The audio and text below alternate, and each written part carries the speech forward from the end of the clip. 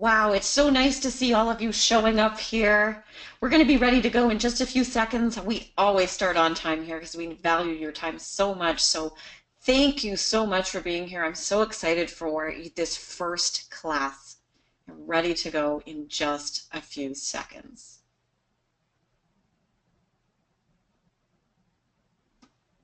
All right.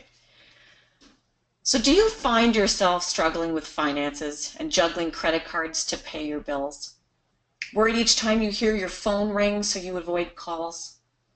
Or up to your eyeballs in debt, no longer able to see the future clearly? How about being lost trying to set up a budget or system that will get you out of your situation? Would it be okay with you if life got easier? I know you've had enough of being frustrated and worried about money, and I know you want to get free of all the stress and anxiety attached to it, don't you? Well, here's the first secret you need to know. How you do money is how you do life. Your money mindset influences all aspects of your life. And we want to welcome you to this course that will change your money mindset, invite prosperity into all aspects of your life, and do it in a way that aligns with your core values and integrity. Today, you'll start your journey. You'll learn simple but powerful mindset skills that will help you build a new, positive, empowering relationship with money, built with your integrity and your core values. It's time to wake up now to how you're using the energy of money. Yes, money's energy. You can waste it, invest it, focus it. You can even lose it. It can be your greatest friend or your most worrisome adversary. And it's always one of your most potent teachers, isn't it? This course is like no other. It will surprise you, delight you, and yes, it's going to challenge you. So thank you for taking on this challenge. And at the end, or even before, you will be rewarded with the clarity, focus, ease, and grace necessary to bring true freedom to your relationship with money. So I'd like to welcome everyone, and thank you so much for dedicating your time and energy to being here. Now, I know that some of you had issues with rearranging your schedules, meetings, working late, because, yeah, some of you work late hours, and even family time. So thank you. We really appreciate all you've gone through to show up here. Now, as you may already know, my name is Angela Martin King, or Ange, as most of you do, and I'll be one of your amazing guides for this course. My sister Cheryl and I want to thank you for allowing us to be your guides in this journey. You are in the right place at the right time to change your money mindset now and to transform your life now. Now, some of you may know my story or not, so let me first tell you, the story you hear is never the full story, is it? So knowing what you know about anyone in particular is not very particular at all, right? So let's start with me and this path in particular. Last year, about a year and a half ago, this same time of year, feeling really stuck in money and a lot of other things. You see, I'd gone through a very severe injury, a career halting injury, and I went from making a reasonable growing business income to nothing, zilch, and even deeper than that was the bills I still had to pay regardless of no income. Student loans, utilities, websites, yellow pages, you name it. It added up to over $2,000 in the hole each month. And it was a very deep hole by the time I became aware. Funny enough, this little problem, this lack of money, had been going on a while. Well, okay, years. Well, like my whole life. And did it stem from money issues? Not at all. It grew out of a lack of self-worth and incongruency with making money, with my talents and a survival mindset. Yes, this will become more apparent later, so for now, just trust me. Because I'm a doctor. No. Because I've got a bunch of letters after my name? No. Although you can, if you want. Why? Because a year ago, I was in your shoes. And I know the path to changing your money mindset. And we will, with the most gentle, joyous, and miraculous way. So I'd like to introduce you to my most amazing co-host, partner in not crime, soul sister for real, the one and only Cheryl Gonzalez. Cheryl, take it away. Thanks, Ange. So a year and a half ago was the same thing for me. I was feeling really, really stuck as well. In money, in relationship in particular. Well, actually, in a lot of things. You see, I was actually struggling to create a healthy parenting relationship with my daughter's father. I was unhappy at my full-time job and just tired of living day-to-day zombie existence. You know what I mean, right? There just had to be more. So I was invited to a networking event by a high school acquaintance to promote the network marketing company that I work with. And I met her there, and as we sat down, we had started having a little chat. She began telling me about her business. It was networking, right? So right there in a room full of 50 people, I sat there sobbing in the corner. And I mean sobbing. And I told her, I don't get anything that you just told me, but I need to do what you do. Book me in. The day of that appointment, it changed my life. Weeks later, after I'd gone through my first quantum change process session, I walked down the stairs of my friend's house, sat down at her kitchen table, and said, how do I get trained? This is how I'm supposed to help people. And that was how this all started for me. Now, I'm not going to tell you the whole story about where I came from right now, that hole that I was in, because it was a deep hole. And I'll save that for another time. I'm sure you might want to know about that. But what I want you to know right now is that everything, and I mean everything that was wrong in my life, all stemmed from one place. It grew out of a lack of self-worth, that incongruency with who I was showing up as and rejecting my talents. I wasn't myself at all. I was living in a survival mindset, just trying to get through day to day. I know that you understand how that is, and I don't want that for you, because I'm done with it, and so are you. Wow. It's amazing when you hear your sister's story. I'm so glad you're not in that hole anymore. Nope. So let's talk a little bit about the direction that we're moving in. Let's talk about our goals of this energy exchange process, this learning process. And now you're probably wondering, and it's a good thing to wonder, all the things we're going to learn and become in this course. And what are the tools that we're going to use, and how specifically do they evoke awareness, decisions, and change in your money mindset, in the energy flow of your life? Just like that. So I'm going to warn you, the amazing leaders on this call, they have an agenda. They believe that each one of you is priceless, and they will do anything they can today and in the future over the whole entire course to help you become aware, empower yourself, and become an energetic magnet to prosperity and abundance and the power of energy. Now, you're probably wondering why we do this. We believe that each one of you deserves to be paid what you're worth. We believe that each of you should be able to profit from sharing your talents. We believe that each of you has unlimited potential, and we can unleash that potential now. We believe each one of you can harness the energy around you and use it to create abundance and prosperity in your lives. And we believe that each one of you can switch your mindset from survive to thrive in just 8 short weeks. And we are here to show you how. Now, this is a highly energetic and transformational class, and I must warn you, you are all going to hit your stuff. And in any mindset challenge like this, you run the risk of becoming the covert saboteur. Sounds kind of funny, doesn't it? Well, what is that? Well, let's say that before our next class, one of you goes up to another one and says, do you hear the way Angela called me out? Who does she think she is?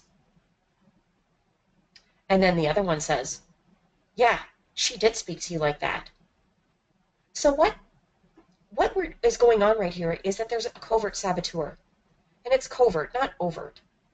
No, we never really mean to do it. It is an unconscious process. When we hit the boundaries of our little boxes, we get uncomfortable. And when we get uncomfortable, we throw out reasons not to change. You might know those as excuses.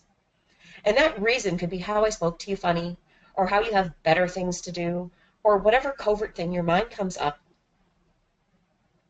that enables you to refuse to change, the excuses that you get. And when that happens, you will want to sabotage yourself. Find a reason to divert your focus on the process, and then to really resist the change, you will recruit others. You'll go out and get someone to agree with you, and in doing so, you give up your power. You have taken yourself out, and at that same time, by recruiting someone else, you strip that person you have recruited out of their power. So, can we all agree that if at any time you feel the need to create drama or recruit, or even if you are sabotaging yourself, you come speak to me or to Ange? Because if Ange or I have done anything to offend you, you are going to get the quickest apology you've ever gotten. Because we are here to empower you and to create change in your life and to show you the way.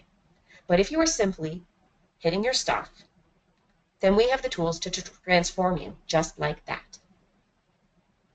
And did you know that it takes 3 times the energy to hold on to a problem than it does to solve it and set it free? No? Now you do. Wow. Now, there are a few other ways you can become a covert saboteur. And one of the ways is to ask the question, what if, or to use the phrase, yeah, but. Now, I don't want to take away your choice to ask any question, especially the question, what if? In fact, there are many great what if questions, aren't there? What I will ask you to do, before you say that question out loud, you ask yourself, is this what if question looking towards the positive side of things? Is it looking for an amazing outcome, or is it limiting your own change? Now, yeah, but no matter what comes after that phrase is a complete disagreement with the before statement, appearing as an agreement just to smooth it over. You know, you've done it many times in your life, so have I. And every form of the phrase, yeah, but, is a form of self-sabotage. So, can we all agree on a few things here? Great. I know you're nodding. So, let's all agree to do. Not try, to actually do. To suspend our disbelief and surrender to the process. We never promised you that this would be easy. However, it will be worth it. And to admit that what we've been doing is not working, not because we didn't want it to, because if we had the tools and resources we needed, we would have found the solutions. Look, you're here because we've opened this opportunity to you. We believe in you. And we know that if you had the tools and resources, you would have already changed. No one wants to stay where we are. And to agree to empower each other at all times, keep each other's secrets, and to cheer each step forward we all take. Awesome. So I'm going to thank you now because you're already playing at 100%. So there's a couple expectations that we have. And this is an introduction to transformation. And we're going to assist you in becoming aware, give you some tools to start moving towards a solution. And you will have the choice to pick up whatever else you need to take the momentum forward. I do want to warn you, boredom, tiredness, fatigue, anger, and confusion happen just before a breakthrough. So no matter what happens, responsibility for change is yours. And remember this, I'll remind you many times, anything less than 100% is sabotage. It totally is. So, you might not know this, but everyone has their own model of the world, how they see, hear, feel, and understand the world around them. And no two models are alike. In fact, the model is always changing, and it depends on the knowledge, tools, and resources you have available to create it. So, can you think back to a time when you were learning to ride your bike? Before that, you're probably only able to travel a short distance on your own, right? Then you learned to ride your bike, and your ability to go farther, see more, do more, it expanded, right? Your world got bigger. And then it expanded again when you learned to drive a car.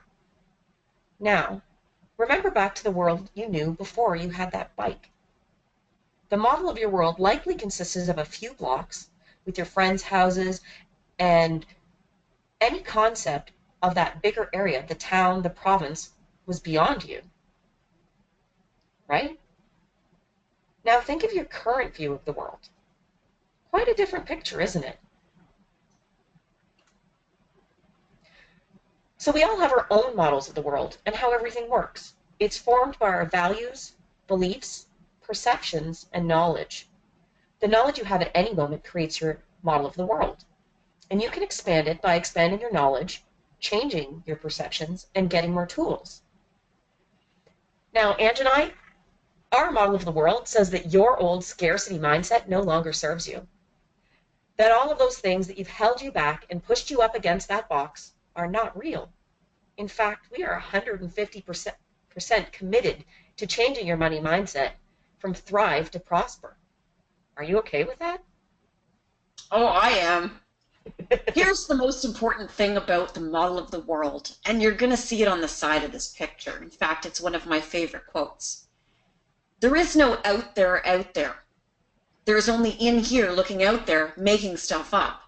So, however the world is that you're projecting out and what you see in the world is what's inside you internally. And in fact, in our model of the world, your world is absolutely beautiful because all we see is the inner beauty projected out onto the world. So cool.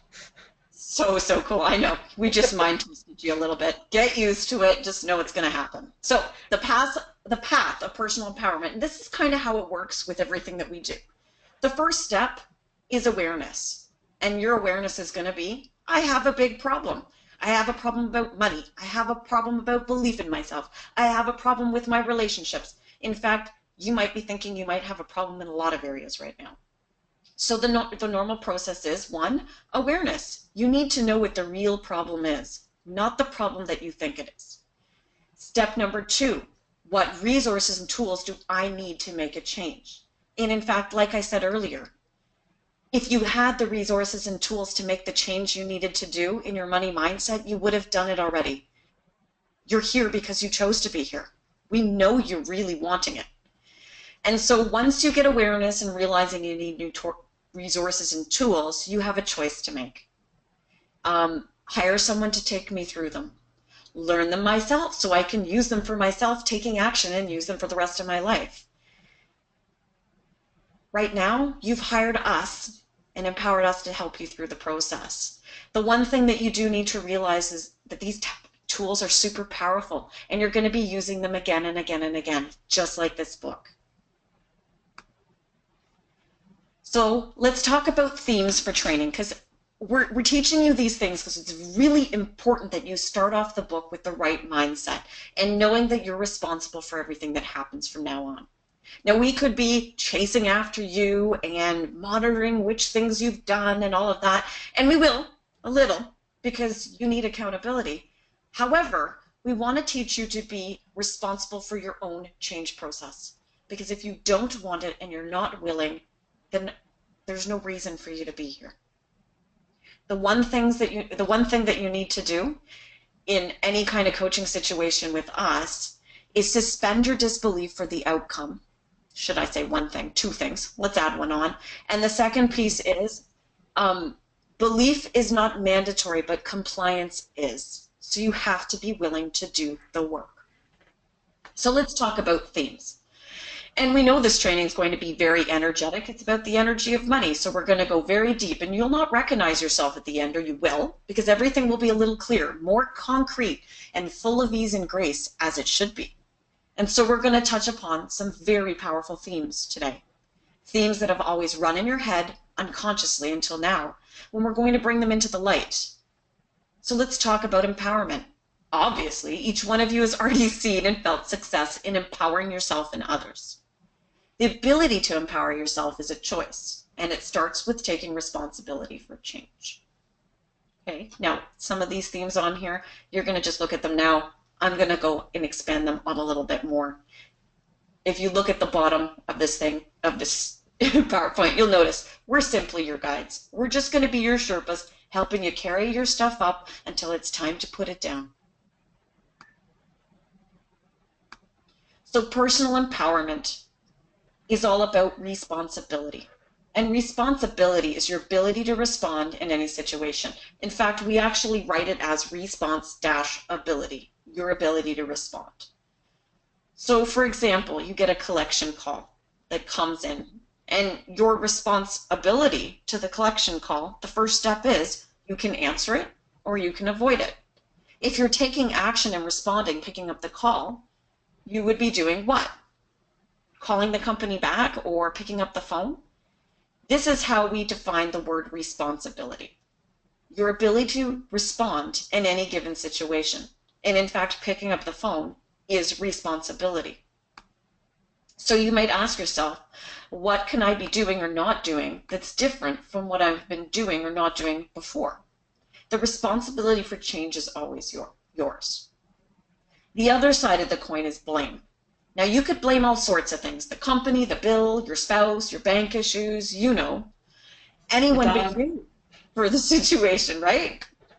And if you're response able, you'll take a step of action and change the situation. So in any given situation, responsibility sounds like this. What can I be doing or not doing that's different from what I'm doing or not doing now? Wow. Confusion, eh? The lovely thing about confusion is confusion brings new resources. In our world, confusion is a very high functioning mental state, a state of inevitable change. So whenever confusion comes up throughout this course, or whenever you're talking to Cheryl or I, let's be real, bask in your confusion and let the answers bubble up from the inside. Now, evidence procedure, we're not on the evidence procedure slide because I didn't need to write a whole slide about it. How do you know when you're on the path to your goals? By measuring how far you've come, right? Evidence procedure is the process by which we set measurable, marked, timed process to get you where you want. So think, what are the steps to lose 50 pounds? If you just stared and focused on the scale, it wouldn't happen, right? Okay, you can laugh. And if you just thought that one day -50 would show up on that scale, it wouldn't happen. You have to take very specific steps to make that your way to that goal, right? You have to take action. To achieve any goal you need in life, you need to take action. And it can be simple little steps every day to create consistent, sustainable action. So think about it. Cheryl, Yep. well, you were going through your training to do this type of coaching. You didn't go from where you were, knowing nothing, to a perfect trained coach in a second, did you? No, No. You of took course daily, not. consistent action to get there. And Yes. in case as a coach, it was really daily, consistent action. You had to pre-listen to a bunch of CDs before you could even go to the Oh, training. for Yeah, months. Yeah, yeah. it was awesome. And you probably listened to them more than once. Yes. Actually, I was listening to them today on the drive home. Great, because she's in her continual learning process. So each step is movement away from what you don't want towards what you do want, right? Correct. All right, Cheryl, can you do the next one? Absolutely. This is my favorite one. I know it is. So, let me ask you, you've already seen the slide, so how many of you know that you have an unconscious mind? Well, obviously, you do now because you're looking at the slide. But your unconscious mind is, for example, and I want you to imagine yourself from the neck up. So this part is your conscious mind. This is the part of you that's eyes wide open, looking out at the world, making decisions, and doing what you do on any given day. Right? That's great, but it's only 10 to 20% of who you really are. The other 80%, imagine you from the neck down, is your unconscious mind, and it's below the surface. Your unconscious mind is veiled by a thin layer, and you can see it on the slide there, between the conscious awareness and the unawareness. And that's called the critical faculty. It's like a veil. Yes, and it can actually be removed.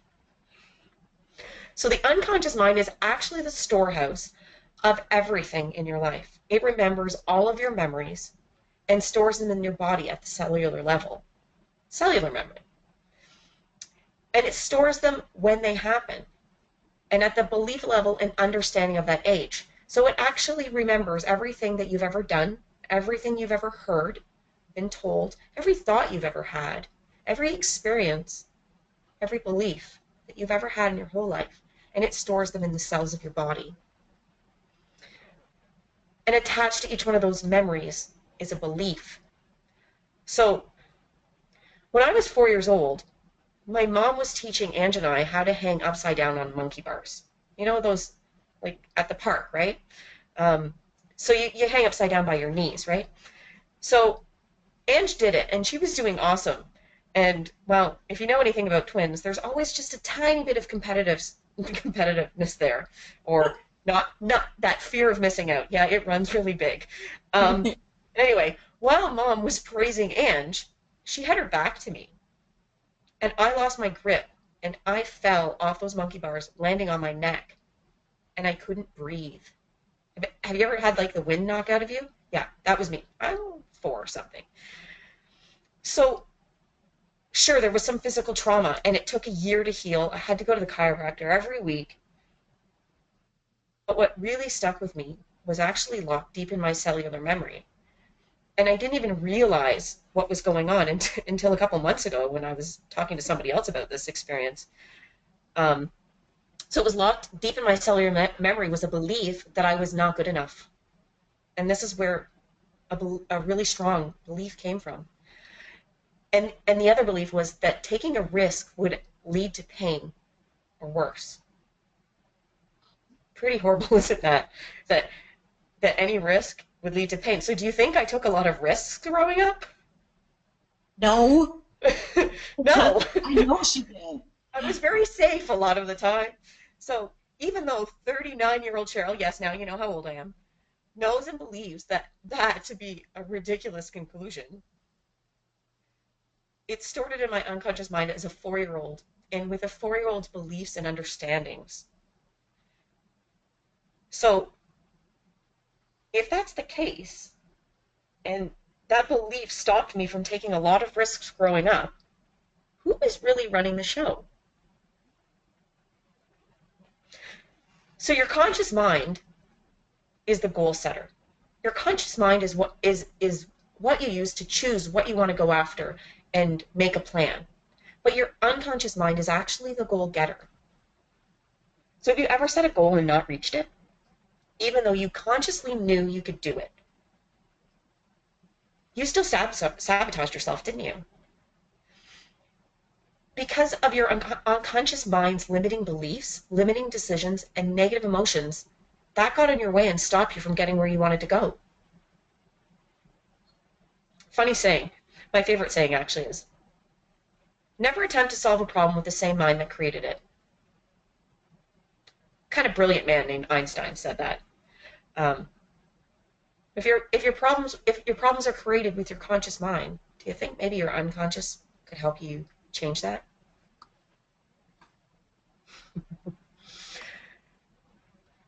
So our unconscious mind has some rules. Just like any properly run organization, there's some prime directives. And the most important thing to remember about the unconscious mind is its number one prime directive. Your unconscious mind's first responsibility is to preserve your body. Your unconscious mind is designed to keep you safe. Yeah? No risk, Cheryl? So think about all those goals you set and didn't accomplish. Could the reason be found in your unconscious mind? Was your unconscious mind trying to protect you? From actually getting what you want? Thank you. Right. Here's the most important thing to know about your unconscious mind. It's a child. Your unconscious mind likes to have fun. So do you guys want to play?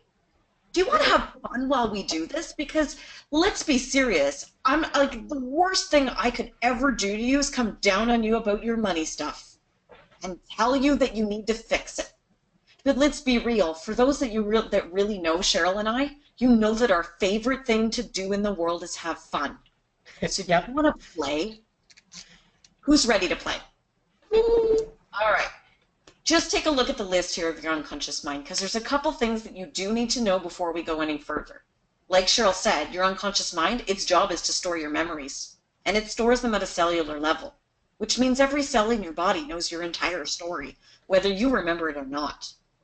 Your unconscious mind also takes everything personally. So whether you're making a bad comment about someone else or yourself, your unconscious mind takes it personally. So that means, yeah, it doesn't understand sarcasm, so be careful what you say. And it takes those memories and it organizes them and it puts them in weird places. It might put it in a place called the past. It might even put the place in a place in the past called your past lives. Crazy stuff, but guess what? If you were a 4-year-old kid, would you like to play? So your unconscious mind does a little bit of weird things. It also represses memories with really powerful negative emotions. So think about it. If something really bad happened to you in the past, say you were a child and you were 4 years old and you witnessed a car accident, you saw someone die, but you don't remember it as you got older, your unconscious mind repressed that memory until it was ready to deal with the emotions. In fact, you might remember it when you were 14 years old, when it was ready. And the other thing to remember is it brings those memories back up for resolution to let go of, not when you're consciously ready, when your unconscious mind is ready. So if you start to feel a little weird or sad or upset or angry or frustrated during this course, know that it's not your conscious mind that's throwing the stuff up. It's your unconscious. And that's why we're here to help you through. Exactly. So before we go any further, we need to ask your permission, because now that you know how deep this course will go, we need to ask your permission to move forward. So go ahead, put your hands up and answer to these questions, because guess what? Your body will remember you said yes. Do we have your permission to move you away from those old beliefs and limitations that held you in financial scarcity mindset? Do we have permission in a loving and gentle way? Because we do love you. Do we have permission to expose you to new tools, new resources, and new ways of thinking? Yeah? Great. And do we have permission to awaken your true potential and move you forward towards abundance and prosperity? Awesome. All right. I know. Give yourself a mental high five because you know you're ready. Yeah. All right. Now, this concept here, this one's the game changer.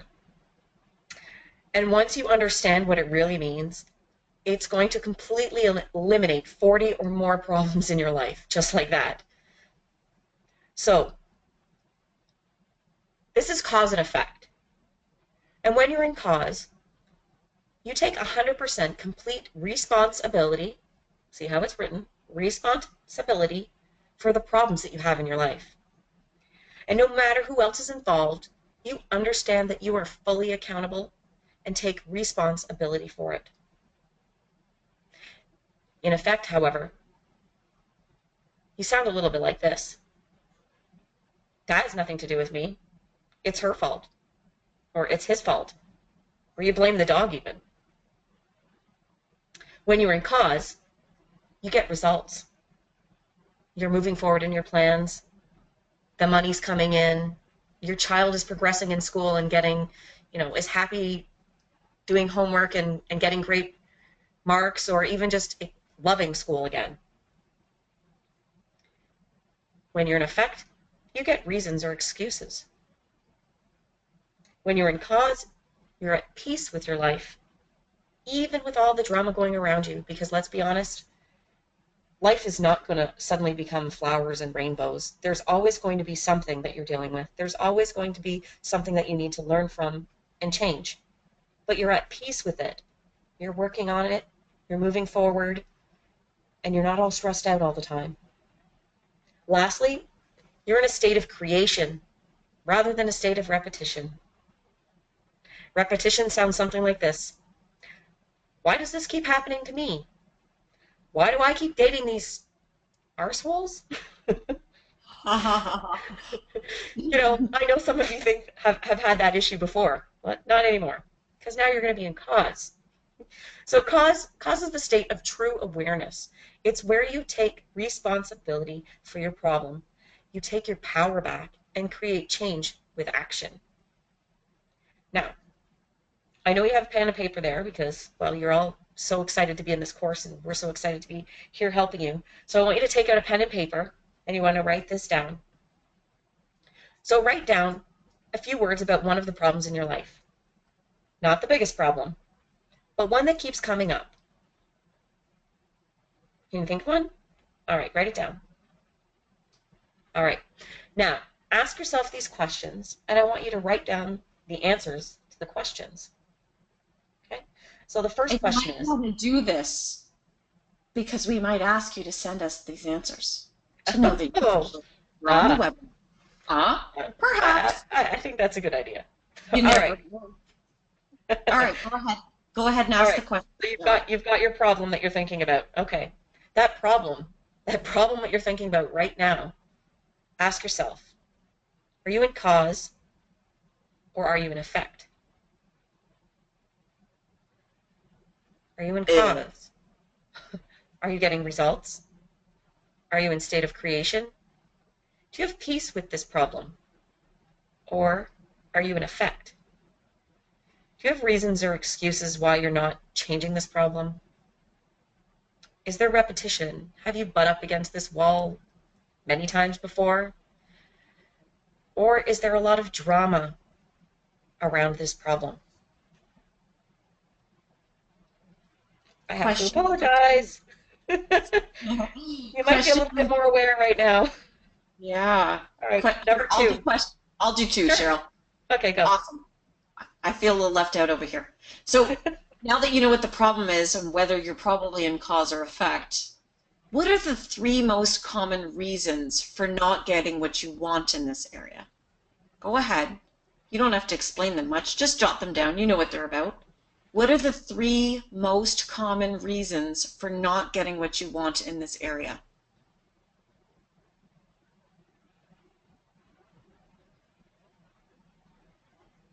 And as you're writing that down, Cheryl, you can go ahead and get ready for question 3. Perfect. Number 3. Who are you doing the drama with? Who is it that you're butting up against the wall with, creating drama with, or reacting to drama with? Or blaming about, complaining about. Correct. Who is it? Who is that person? You might even find your name on the list. You might. Now, I just wanted to, while you're finishing up your list, your questions there, I wanted to let you know, cause and effect is not 100%. You're not 100% in cause or 100% in effect at all times. You can be in cause in several areas of your life. You can be in cause in almost every area of your life and still be in effect in one. So I want you to know that it's not one or the other. You can be in cause or in effect in any area of your life at any point in time. And you can change it just by moving into action, taking responsibility, just like that. It's that quick sometimes. Cool? Yeah, and the amazing thing is that Cheryl didn't add, because we don't remember everything all the time. Just asking yourself if you're in cause or effect often kicks you into cause. And the wonderful thing is, once you go into the cause side of the equation, just taking responsibility and action on whatever the problem is gets rid of problems in your life just like that. Okay? So remember, at any point in time, you could be on either end of the equation with any area of your life. But here's the most powerful thing. How much percent of the world do you think lives in effect? I'll tell you, I think it's over 75% living in effect. And so this equation completely can drastically change your life. So congratulations on learning something super powerful already. Now, obviously, Cheryl and I have a bunch more tools in our pockets. And what we've already taught you today is just a little tiny portion of the tools that we have and the potential change that we can assist you in creating. And with your permission, both Cheryl and I will share these tools with you in the future. And we want to thank you for allowing us to do so, because this is just an introduction. This is just the first step in your changing of your mindset. In fact, there's something you need to know. And some of you already know that you're in the soul circle that we have, the soul fire, soul spark circles. And in fact, we'd like to always have your back too. So welcome to the circle. Creating change can happen at so many levels, consciously and unconsciously, physically, emotionally. And what's the amazing thing with the tools that we have is that they do it almost instantly. And within these 8 weeks, you'll have a completely different money mindset. And yes, you could accomplish some of that change doing the book on your own, but paired with the tools that we have and the group's combined effort, well, you're not going to recognize yourself in the end, are you? So let's give you a little background on what we really do, because it's important. Communication is very important, and there's a reason why there's visuals here, as well as you listening to us and us touching base with how you're feeling and how you're learning through the process. So this is one of my favorite parts, and it's most important for our group and for you in your normal everyday life. It's how we communicate. And this is the NLP, or, well, let's not go into NLP and all that stuff. It's a little confusing. But this is how the model of how you bring in information in your works. So say we're all sitting on a dock. And I like docks because I like sitting on docks. And I think most of you probably like drinking wine. So your choice is wine or beer. And we're all sitting on a dock, and we're all sitting in those really cool Muskoka chairs, and we're watching a sunset over the water. Beautiful, right? Now we're all sitting there, we're within feet of each other, we're all listening to the same thing, seeing the same thing, we smell the water, we're tasting whatever we're drinking, it's all the same information going in. We've got our visual, our auditory, our kinesthetic, or the feelings that are associated with it, and the feelings that we feel of sitting in the chair and drinking our wine. Well, I'm drinking wine. Wind. You're drinking. The smells, everything, all that information going in. And in fact, we have, it says 400 billion here, however much information you want to look at, 2 to 4 billion bits per second, tons of information going into your brain. However, we all know our brains can't hold that much information, especially if that much is going in per second. So the information goes into our brain, and it goes into the RAS, or the reticular activating system. Yeah, there's my science coming in. And our brains delete and distort and generalize that information because no one can hold 2 to 4 million bits per second coming in. So it deletes, it distorts, and generalizes. And it does that based on filters in our brain. And the filters in your brain, everybody's brain, there's the same main filters, but they're all encoded different. So it filters through our idea of time and space and matter and energy. It filters through our language and how we talk. You all know everybody speaks slightly different words, right? It filters our memories, whether they're good, they're bad, I don't know. Your memories are so different from mine. It filters through your decisions, your meta programs, your values, your beliefs, your attitudes. Everybody gets the same information going in, and the filters start changing it.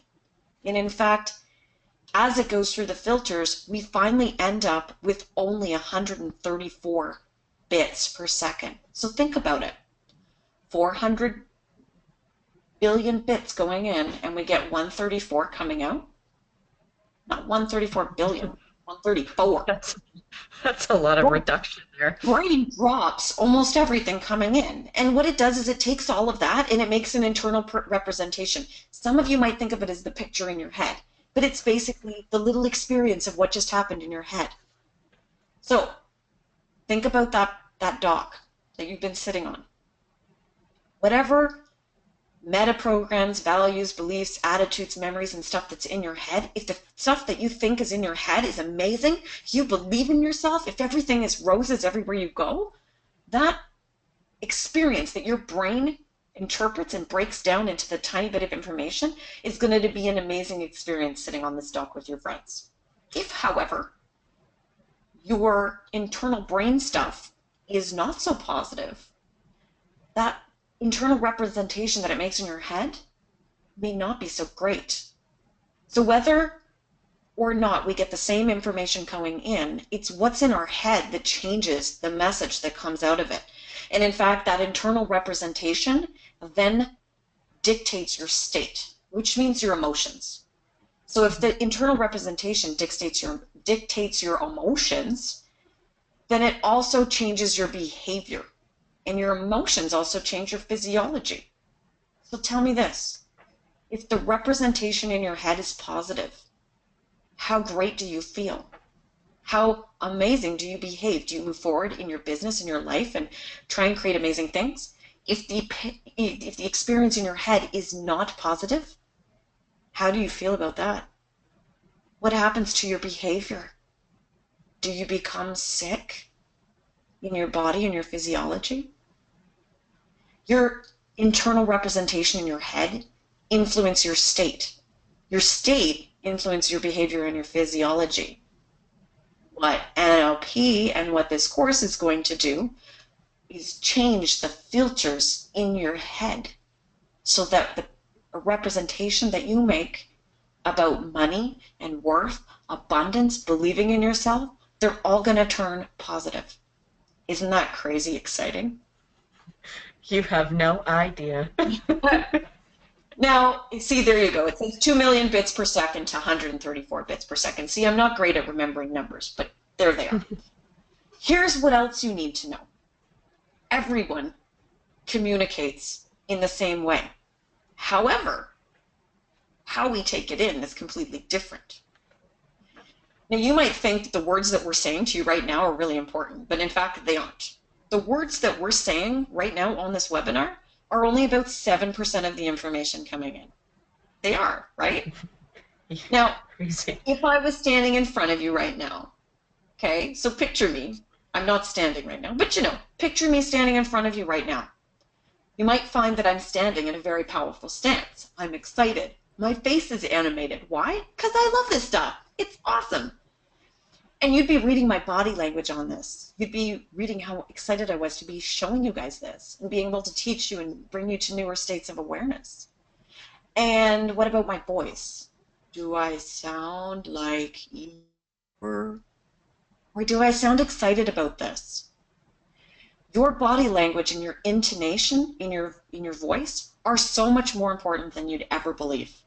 If I told you your body language makes up more than 55% of the message being passed along, and your intonation 38%, what does that mean to your businesses, your life, your relationships, and how you communicate with everyone? Do you think that if we delete, distorted, and generalize that much information coming in, that we're also deleting, distorting, generalizing, and communicating really inefficiently with each other? That's why, during this course, you have complete permission to send me a text when you need help or a quick email. However, if I see a problem there, I will always get on the phone with you.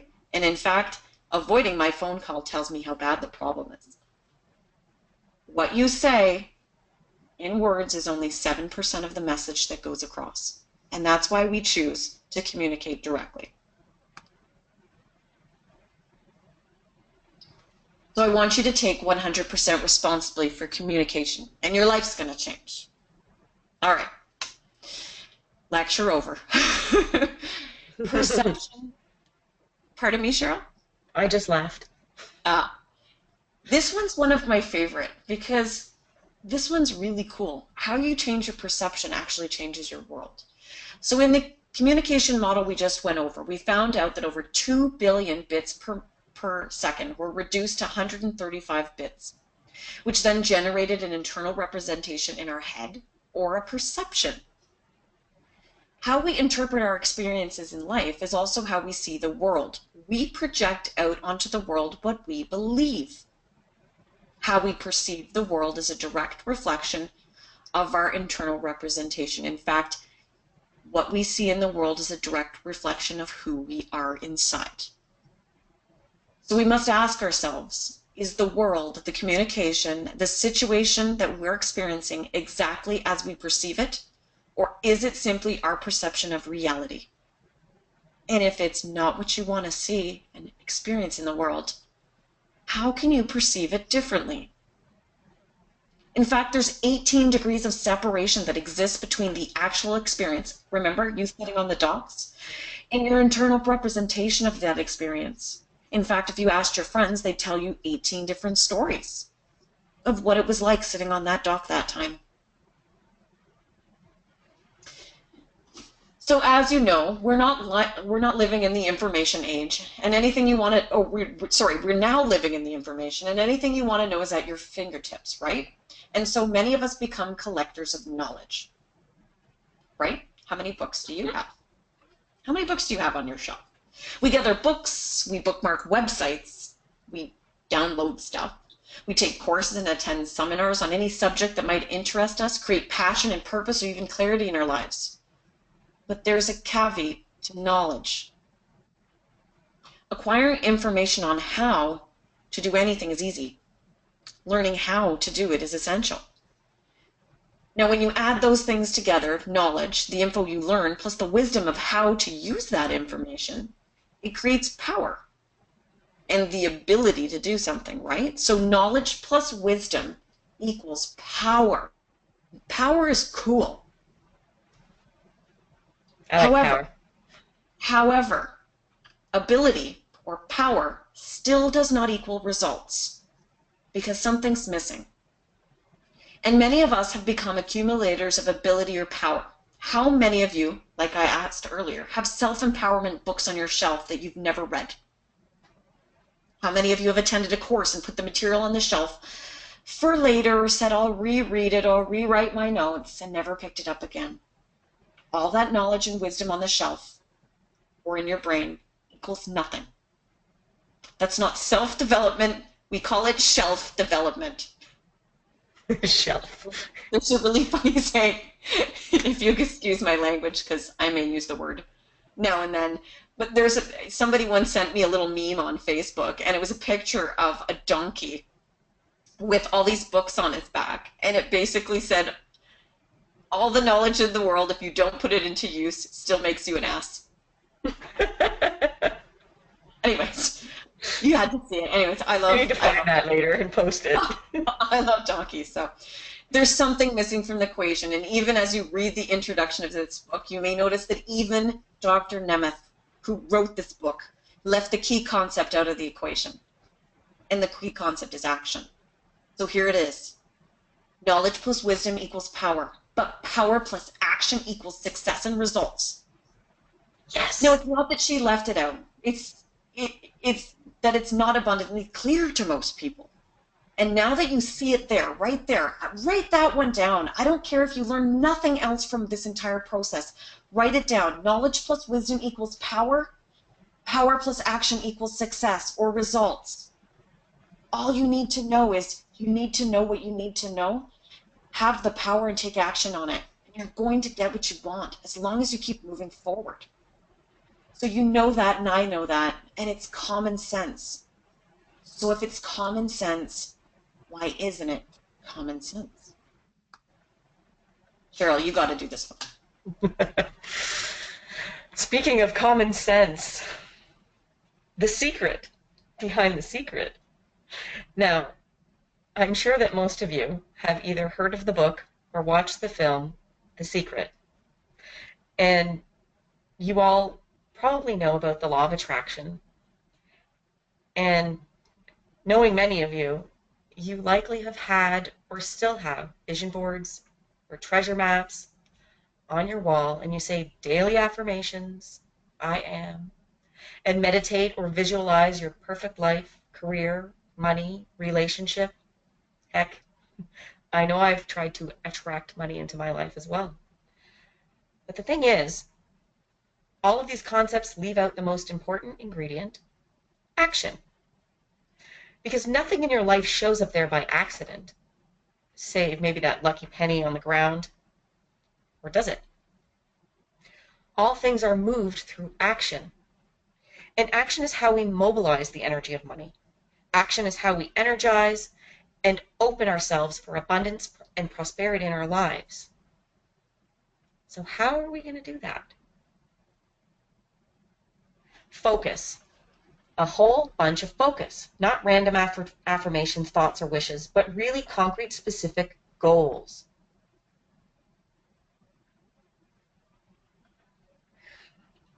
So what is a goal exactly? A goal is a wish with a deadline or a timeline. A goal is something that you want, that you create a plan to move towards, a plan of action. And that's how you get towards success. So let's be honest. Each one of us have had goals that we wanted, that we didn't achieve. And so while you were moving towards your goal, I have to ask you a question. Were you focused on moving something, towards something you wanted? Or was it away from something that you didn't want? Okay. So, no, I didn't draw that one.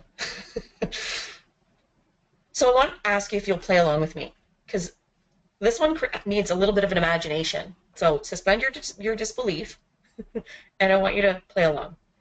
So on your right, and I've given you a photo so you can, a picture here so you can look at it, but I want you to also, wherever you're sitting right now, I want you to, you've got a wall on the right side of you and a wall on the left side of you, hopefully, and I want you to remember those walls. So on your right side, on the wall on your right, I want you to imagine that your vision board is on that wall, okay? Picture it. And I want you to place on that wall all of the goals, aspirations, all of the things, good things that you want in your life that you're going to have. And because this is a money course, I want you to picture lots of money, and that could be cash, it could be checks, it could be what you're going to do with the money, whether you're going to go on vacation, send your kids to an amazing school, whether you're going to create a charity. I don't know what you're going to do with your money. I want you to imagine your happy family. And while you're looking at that wall and imagining on the right side of you, I want you to give it some juice, give it some color. And along with it, I want you to put on that wall that path to success, your plan of action. And now that you see it, it's beautiful, isn't it? But on the left there's another wall. And on that wall hangs all the negative things in your life, all the negative thoughts that run through your head, those things that hold you back. It could be the opinions of others. It could be your own opinion of yourself. It could be debt, past relationships. Were you cheated on? What failures have you had in your life? And all of the assumptions and beliefs that you created about yourself because of those things. It's a pretty sad wall, that one. I don't like it. You see, most people, they create amazing goals, and they paste them onto beautiful vision boards and set their intentions and say affirmations and all the good, amazing things that they can do to get what they want. But as they make their way along their plan of action towards their goal, and in this instant, you're imagining two walls like this picture, so across the room towards the right, they're actually listening and paying attention to the other wall, the negative wall, the wall that's full of pain. Some people even walk backwards towards their goal, that right wall, facing the left wall with all the negative crap on it. Oh, permission to swear. If I have that. It might slip out. Most people actually move in the direction of their goals motivated by pain. Pain on the negative wall. They're actually running away from what hurts them. They're not running towards what they want. They're running away from what hurts them. Think about it.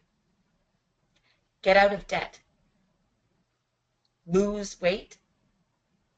Don't want a cheater. If you're thinking like this, you're being motivated by what you don't want, and you're moving away from pain.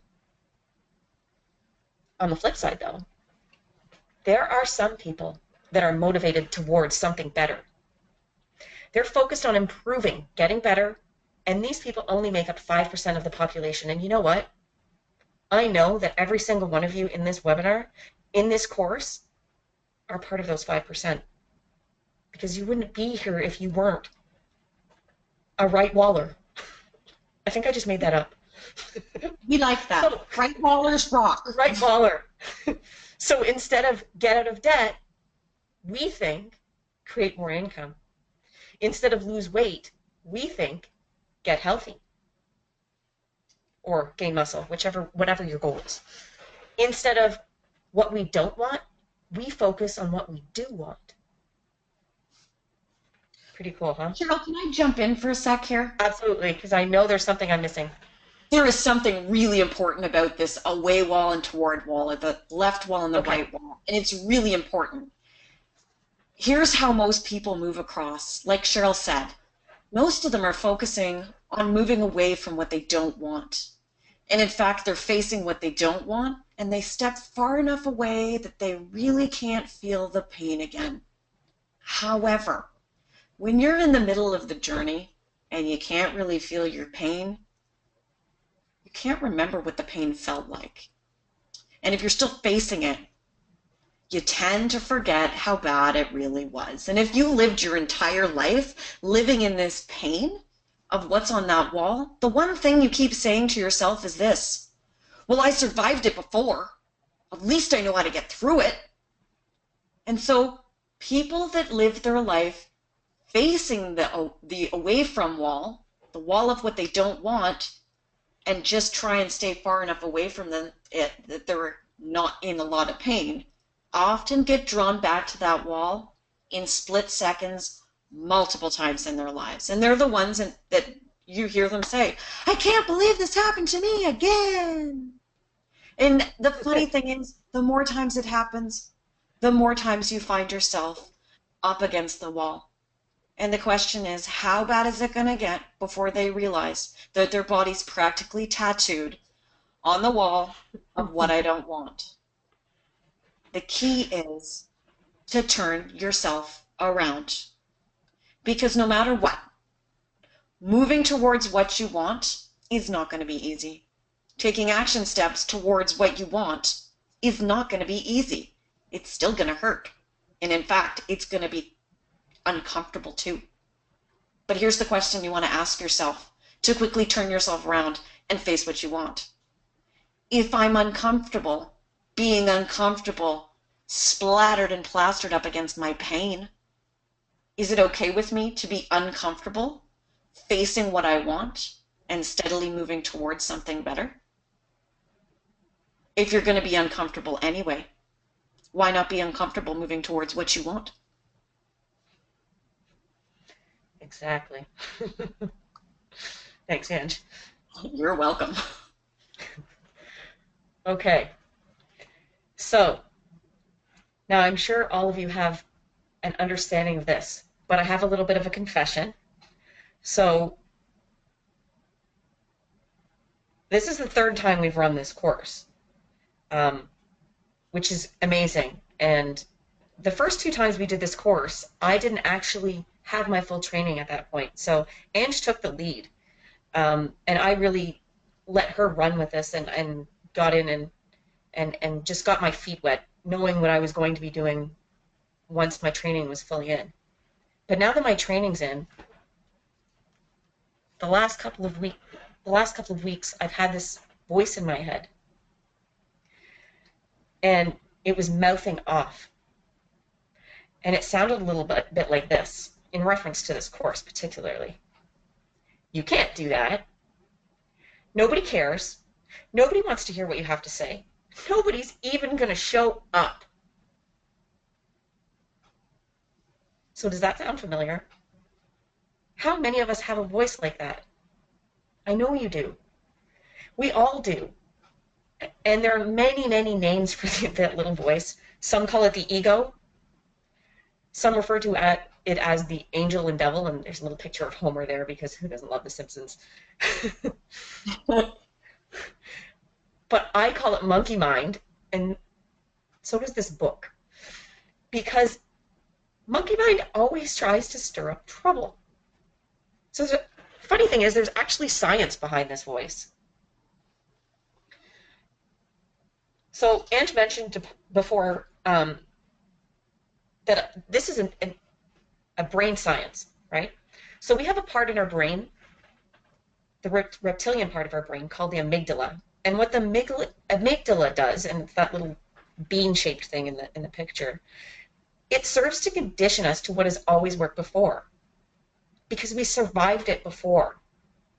So it's part of our really ancient reptilian brain that just kind of got us through. So, and I'm going to be really honest here,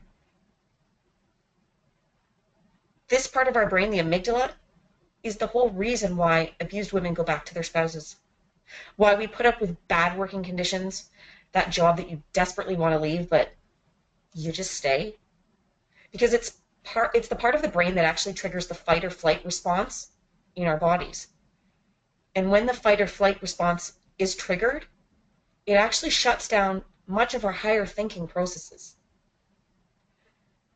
Now, the important part here is that biologically, we are not programmed to thrive. We are programmed to survive. We are actually programmed to stay safe.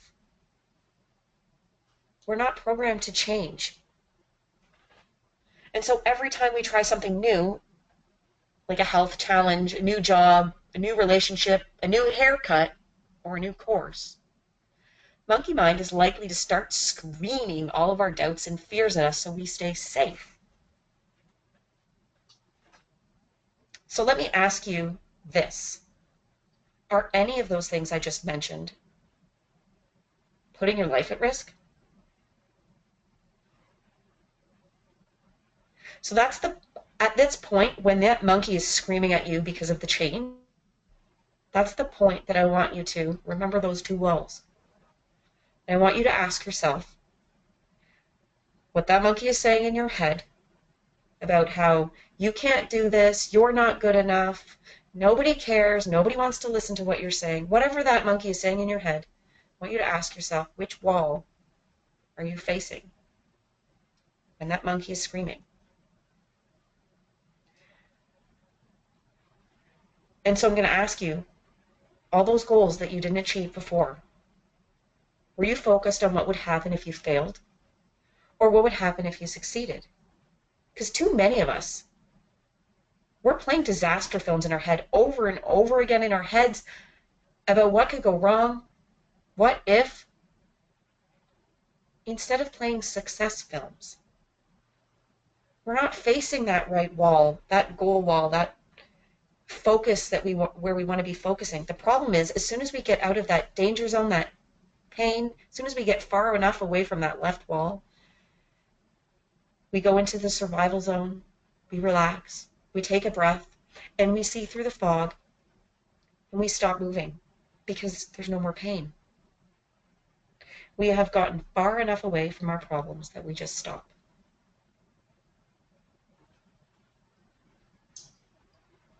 And to focus, really focus on that goal, on what you're moving towards, because let's be transparent. If you are focusing on not being debt, making enough to pay bills, losing weight, you're focusing on what you don't want. And what you focus on expands. So we're going to now agree to focus on moving towards our goals. Big surprise. Self-empowerment, not self-disempowerment. First, we need to focus on what we want, how you will feel, what will you see, hear when you reach your goal. I want you to make it so real in your mind that it's going to happen. What goal, if you achieved it, would completely alter your world? No, seriously. Get your pen out. In one sentence, thinking about money and finances. What goal, if you achieved it in the next 8 weeks, would completely alter your world? Focus on that. And if you focused on that, would you get there? Now here's a caveat that you do need to know. And it's really important because a lot of people focus on happiness. And I'm going to feel awesome. I'm going to love myself. I'm going to feel, I don't know, Cheryl, how would you feel if you created $100,000 in income next year? Relaxed. Relax. Now, Cheryl, right now, can you Yes, feel relaxed? I am relaxed right now. Yay, Great. I made Can it to you, my goal. can you feel happy Yep, right now? Awesome. I do. Right. Emotions. A lot of people calibrate on how they're going to feel when they get to their goal. However, you can choose to feel however you want at any point in time. In fact, Cheryl just felt relaxed. Then she And felt happy. happy and happy. The most important thing for you to know while we're going through this process is your emotions are going to get in the way. You're not going to feel like doing your work. You're not going to feel like picking up your book. And in fact, if you needed to lose 50 pounds, I bet most of us have been there. There's been days when we didn't feel like going to the gym. However, if we focused our life on how we feel, would we get anything done? Oh, No. So never calibrate on emotions. Never calibrate on feelings. And in fact, I want you to calibrate on your action steps. Not on way off goal in the distance. Seriously, what next step do you need to take to keep moving towards your goal? And in fact, if we calibrate on action, here's the really cool thing. A favorite saying by a friend of mine, action neutralizes negative emotions. oh, it In totally does. fact, have you ever been fearful doing something scary while you were doing it? No. You had to concentrate on what you were doing. You might have felt a little anxious or worried afterwards. You might have felt some fear before. However, look at what the athletes do. Some of the crazy stuff they do.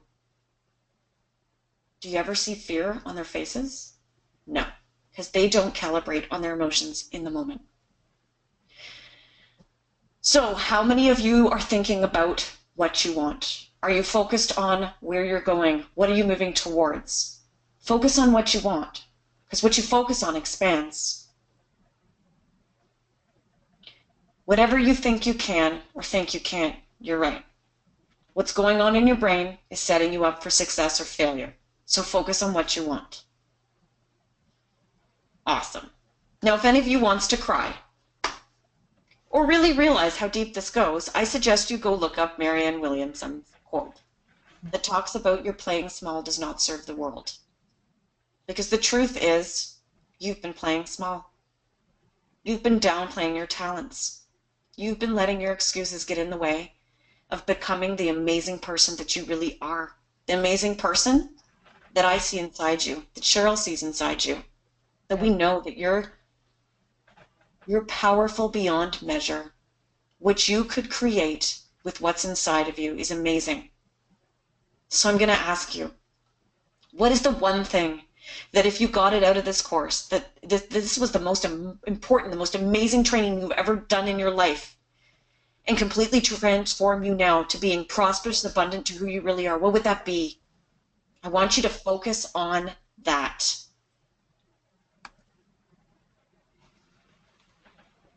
So the law of attraction says that you get what you focus on, and the opportunity is coming along for you to have it placed right in front of you.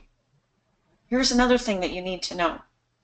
If you rejected an opportunity placed in front of you, the universe has nothing to do but leave a void. It leaves a void there.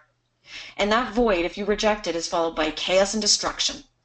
So when an opportunity arrives, you have two choices. You can take action on it and move forward. Focus on what you want and move towards it. Or you can do nothing. And the universe has nothing but to give you but chaos and destruction.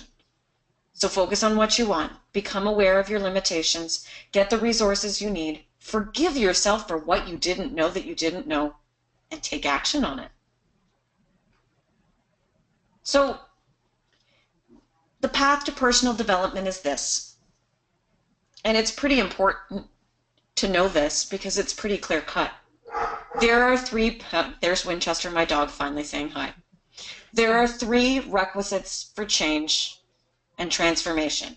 Number one, clear out the past. Get rid of all the stuff that doesn't serve you so you can create a compelling future.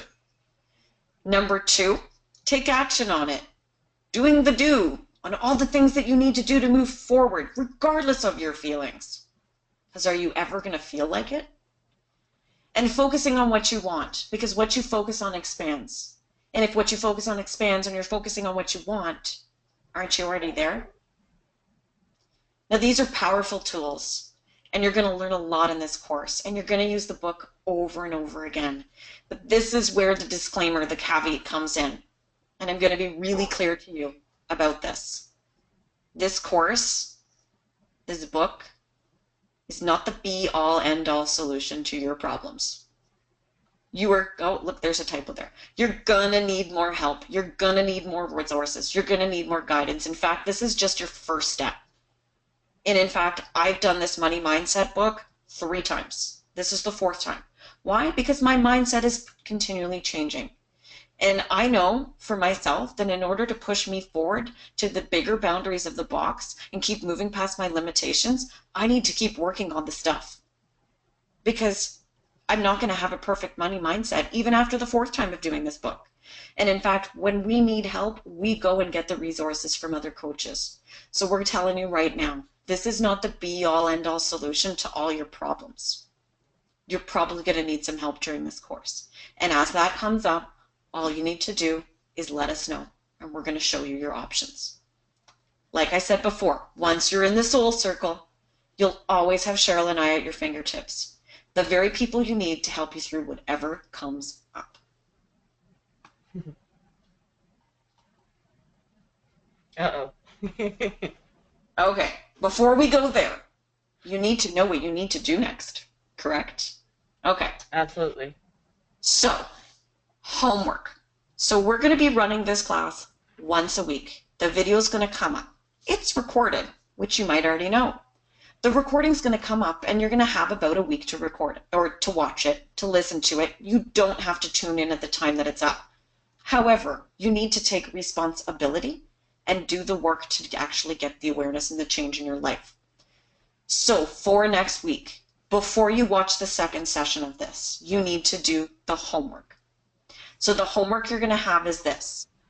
You might not even have your book yet. When your book arrives, or if it already has, you're going to pick it up and you're going to read the introduction and principle 1. And principle 1 is your greatest power is to be willing. So you got to be willing to pick up the book. It's not a lot of reading. It's about 58 pages. Okay? So I want you to get a dedicated notebook for this course. Okay? You've got a couple days to do that.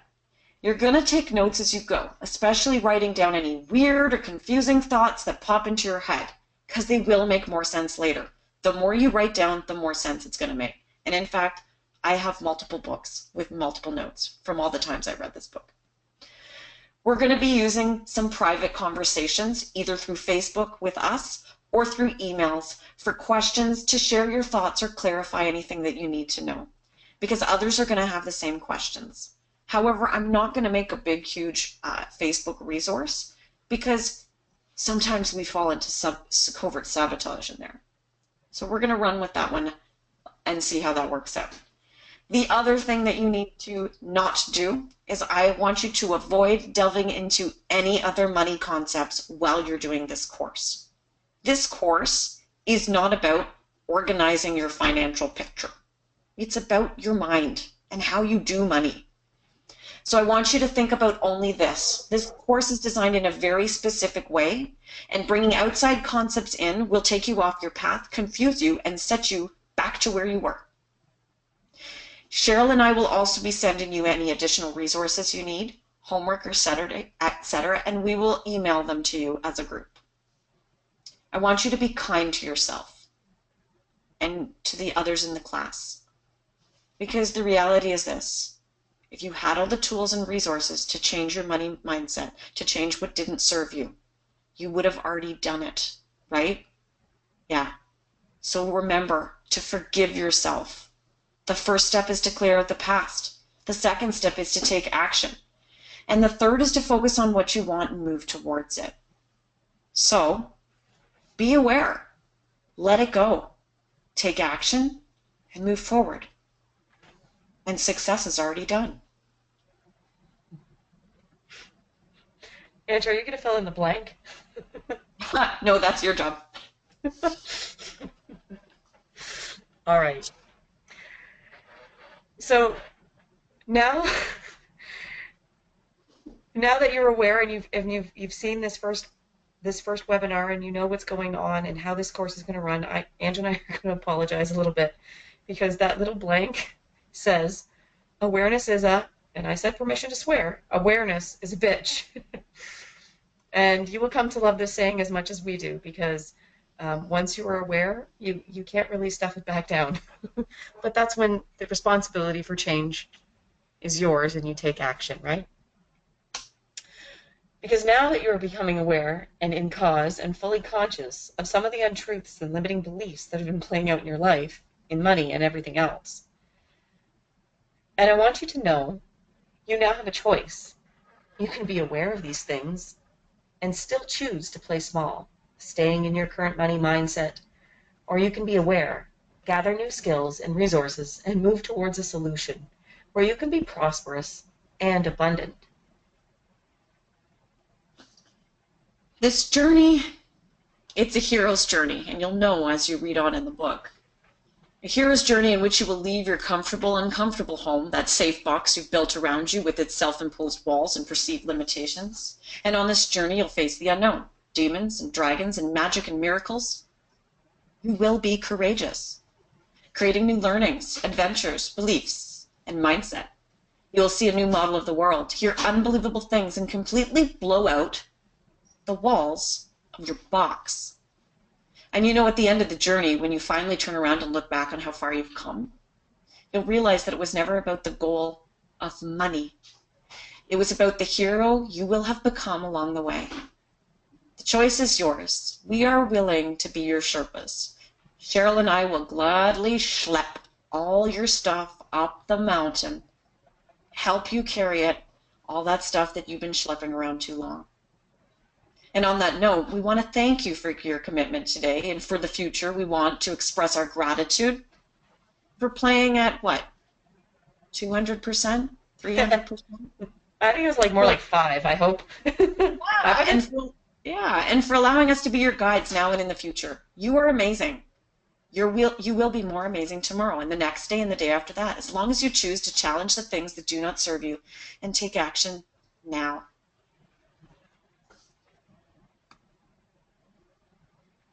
There's your homework. All right, everybody. Have a good night. All right, good night.